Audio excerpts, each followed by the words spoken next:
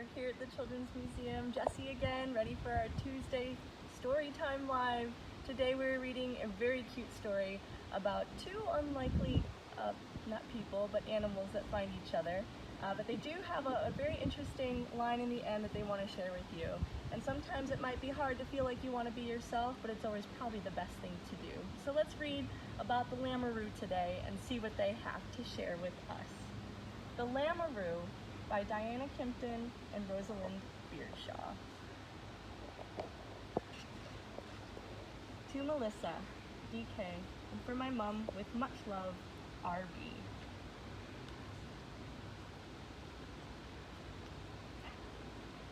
In the middle of the wilderness was a lamb. He was very small, very sad, and all alone. "Ma," said the lamb, "I want a ma."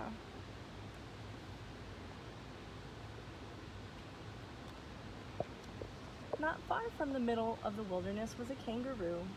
She had lots of friends, plenty of relatives, and as much food as she wanted to eat. But she wasn't happy. She didn't have a baby. The kangaroo felt very sad. One day, she hopped away from her friends and relatives. She hopped all the way to the middle of the wilderness, and there she found the lamb. "Ma, ma," said the lamb. The kangaroo loved him right away.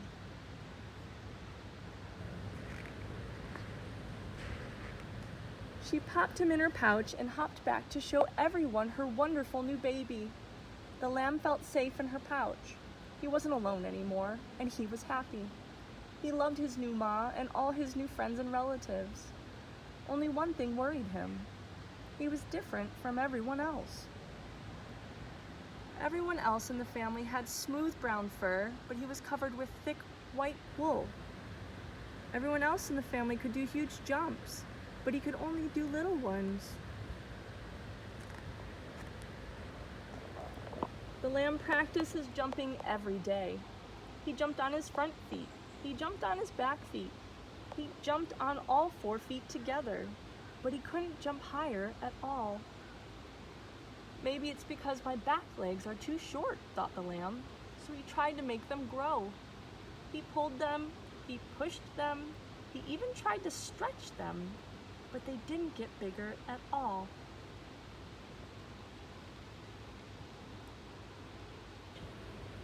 Then one day, not far from the middle of the wilderness, the lamb and his new family found an old house.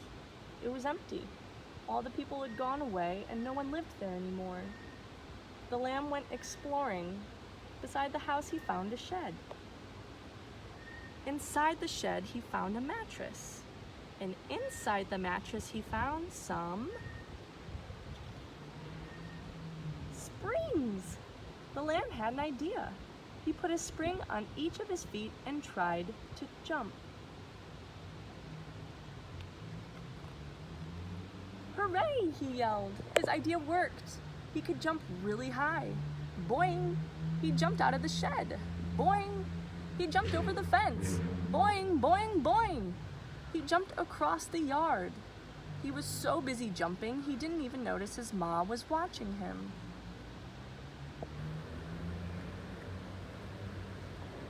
Look at me, he shouted. "I can jump just like you." His ma hopped out of the house wearing an old blanket. Look at me, she shouted. "I'm covered in wool just like you." The lamb stopped jumping. He looked at his ma and felt very sad.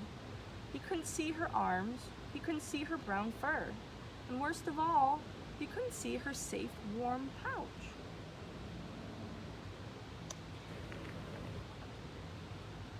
"You don't look like my ma anymore," he cried. "And you don't look like my lamb," cried his ma. The lamb looked down and saw that she was right. The springs were big and twisty. They had sharp, pointy ends. There was no way he could fit in his ma's pouch with them on his feet.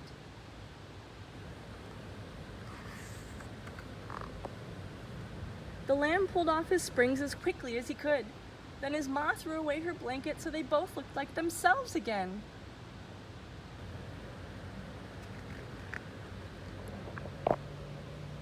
The lamb jumped happily back into his ma's pouch, and for the very first time, he didn't mind being different. He didn't mind having a thick woolly coat, and he didn't mind not being able to do huge jumps. He was perfectly happy to be the only Lamb-a-roo in the world. And that concludes our story today of the only Lamb-a-roo in the world. We hope you took something from this sweet little story. It's hard to be yourself sometimes, but you know what? It's always good to embrace it. Just turn to your family and your friends, and it becomes a little bit easier to do so. So thanks for joining us today. Storytime Live here at the Children's Museum. Next Tuesday at 10, we are holding another live story time. So tune in then, and until then, we'll see ya.